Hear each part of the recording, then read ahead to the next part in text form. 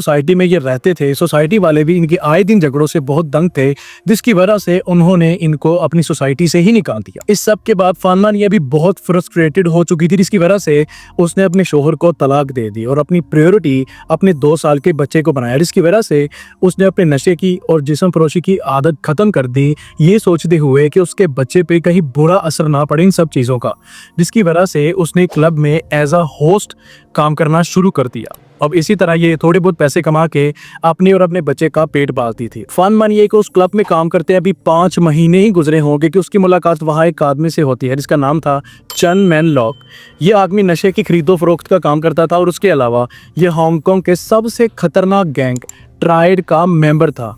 ये गैंग उन दिनों चाइना और हांगकांग में फैला हुआ था। फानमा निया को चैन की कंपनी इतनी पसंद आती है कि उसके साथ ही उठना बैठना स्टार्ट कर देती है।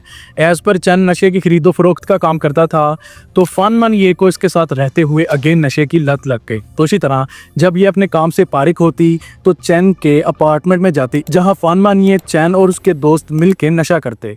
अब यहाँ तक सब ठीक गुजर रहा था कि एक दिन 12 मार्च 1999 को जब फानमा निया, चैन और उसके 2 दोस्तों उस अपार्टमेंट में नशा कर रहे थे, तो फानमा निया ने देखा कि चैन ज्यादा नशे में है, तो इसने मौके का फायदा उठाया और चन मैन लॉक के वॉलेट से 4000 हांगकांग डॉलर्स निकाल लिए।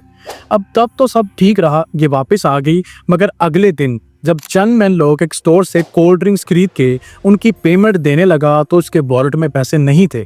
ये गुस्से से लाल पीला हो गया और उसने उसी वक्त फानमा निया को कॉल कर उससे कहा कि मेरे पैसे जो तुमने दिए हैं मुझे वापस करो।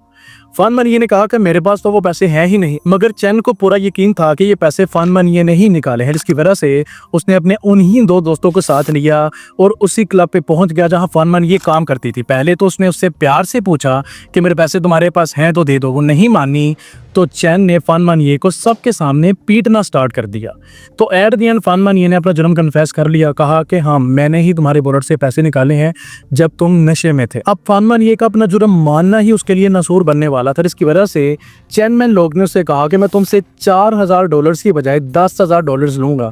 फानमा निया उसको 10,000 डॉलर्स देने के लिए मान भी गई, मगर उसने उससे टाइम मांगा और कहा कि मैं तुम्हें इंस्टॉलमेंट्स में पैसे दूंगी।